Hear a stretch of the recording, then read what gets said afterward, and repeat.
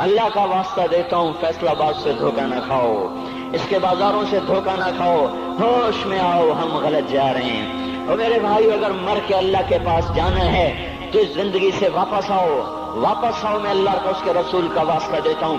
اگر مر کے کہیں اور چلے جانا ہے، اگر مر کے اللہ کے پاس نہیں جانا یا اللہ کے رسول کا سامنا نہیں ہے، جو مرضی کرو، پھر ہم بھی چھوڑیں، اب ہمیں بھی کچھ سمجھاؤ۔ ہم کیوں بول بول کے گلے کی ایک ایک رگ میں درد اتار بیٹھے؟ گھر چھوڑ چھوڑ چھوڑ چھوڑ، سارا وجود ہڈیوں میں درد اتر گیا ہے، تو کچھ ہمیں بھی راستہ بتاؤ کہ یہ راستہ ہے، اس پہ موج میلہ بھی ہوگا، اللہ بھی نہیں ملے گا۔ آؤ ہم سب پھر ہم بھی مل کر تمہارا ساتھ دیں۔ ہم کیوں ایسے کھاری اٹھائے ہوئے در کی ٹھوکریں کھاتے پھر رہے ہیں؟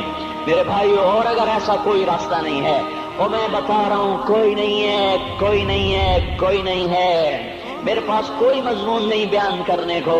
میں یہ نوجوانوں کو دیکھتا ہوں، میرے بندر ٹوٹ جاتے ہیں، میں دیوانہ ہو جاتا ہوں کہ میں ان کے کیسے دلوں میں اتر کر ان کے دلوں کی لگاموں کو اللہ کی طرف پھیر دوں اور اس کے رسول کی طرف پھیر دوں۔ یہ جب گانے بجانے میں ڈوبتے ہیں، جب یہ رقص گاہوں پر چلتے ہیں، جب یہ تاجر غلط تولتے ہیں، اور جب یہ بینک سے قرضے لے کر لمبے لمبے نظام بناتے ہیں، پرائز بانڈ خرید کر دعائیں مانگتے ہیں اللہ میرا بانڈ نکل آئے۔ او میرا بھائی تجھے کیا ہو گیا؟ تو جوئے پر دعائیں کر رہا ہے کہ یا اللہ میرا بانڈ نکال دے۔ میں کیسے ہوش میں لاؤں؟ میں تو خود مدہوش ہو چکا ہوں۔ میں تو صدمے جیسے آدمی کو پاگل کر دیتے ہیں، دیوانہ کر دیتے ہیں۔ وہ دیوانگی کی کیفیت ہے کہ کوئی سنتا ہی نہیں، کوئی مانتا ہی نہیں، 4 دن کے تھوڑی دیر کے لیے ہائے ہائے کرتے ہیں، پھر وہی ڈگر، وہی راہیں، وہی غفلت، وہی صبحیں، وہی شامیں۔ کہاں سے کوئی آئے گا؟ کون سی آواز آئے گی؟ کوئی قیامت کے کڑکا کو سننا چاہتے ہو؟ کیا آسمان کے دھماکے سن کے توبہ کرنا چاہتے ہو؟ کیا آسمان کی بجلیوں کو کونجتا دیکھ کر پھر توبہ کرو گے؟ یا زمین کے کلیجے کو پھٹتا دیکھ کر پھر توبہ کرو گے؟ یا سمندر کی بفری موجوں کو چڑھتا دیکھ کر پھر توبہ کرو گے؟ یا ہواؤں کے جھکڑ بگولوں کو دیکھ کر پھر توبہ کرو گے؟ نہیں، پھر توبہ کا وقت نکل جاتا ہے۔ ابھی وقت ہے، ابھی ہم لوٹ آئیں، آ جائیں۔ قبروں کی وہ سیدگی یاد کرو، قبروں کے اندھیرے یاد کرو۔ اور میں آپ کو سنا رہا تھا، اس قبر نے مجھے روک لیا، اس کی ایک ایک مٹی کے ذرے نے مجھے کہا کچھ ادھر پڑھ لو، یہاں کوئی نہیں آیا۔ ہاں، کوئی نہیں آیا کرتا، کوئی نہیں آیا کرتا۔ یہاں علی فاطمہ جدا ہو گئے، باقی کون ہمیشہ رہ سکتا ہے؟ اور جب جدائیاں ہوتی ہیں پھر کیا ہوتا ہے؟ كأن لم تكن بيني وبينك خلة ولا حسن ود مرة في التبادل۔ پھر ایسا ہوتا ہے جب جدائیاں ہو جاتی ہیں پھر یوں ہوتا ہے کہ جیسے کبھی کوئی آیا ہی نہ تھا، کوئی مل بیٹھا ہی نہ تھا، کوئی ماں نہ تھی، کوئی باپ نہ تھا، کوئی بھائی نہ تھا، کوئی سنگی نہ تھا، کوئی ساتھی نہ تھا۔ اس طرح انسان بھلا دیتا ہے اپنے جھمیلوں میں گم ہو کر، ہنسی مذاق میں گم ہو کر۔ میں اس قبر میں کھڑا پڑھتا جا رہا ہوں، اس کا کتبہ ٹیڑھا ہو چکا ہے زمانے کی گردش نے اور ماضی کے بے رحم گردش نے اس کے سارے کتبے کو کالا کر دیا تھا۔ مجھے تجسس ہوا، میں دیکھوں یہ ہے کون جس کی قبر نے مجھ جیسے اجنبی کو رونے پہ مجبور کر دیا اور مجھے کھڑا کر دیا۔ میں قریب ہوا، میں نے جھاڑا تو پر لکھا ہوا تھا اللہ اکبر، رستم ہند امام بخش۔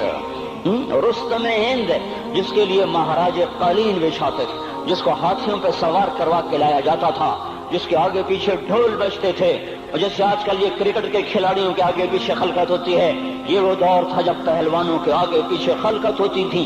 آج اس کی خبر ویران ہو کر کہہ رہی ہے کوئی ادھر بھی تو پڑھ کے جب چلتا جائے، کوئی یہاں بھی تو کچھ تحفہ دیتا جائے۔ میرے محترم بھائیو، جب موت آئے گی تو کوئی اولاد یاد نہ کرے گی، کوئی ماں باپ یاد نہ کریں گے۔ مائیں لال بھول جاتی ہیں، ماؤں کو بچے بھول جاتے ہیں، ماؤں کو بچے بھول جاتے ہیں، باپ اولادیں بھول جاتے ہیں، بیویوں کو خامن مل جاتے ہیں، خامدوں کو بیویاں مل جاتی ہیں، یاروں کو یار مل جاتے ہیں۔ وہ تو ہم ہیں جو جا کے تہہ خاک سو جاتے ہیں، اکیلے تنہا زندگی کا سفر شروع ہو جاتا ہے۔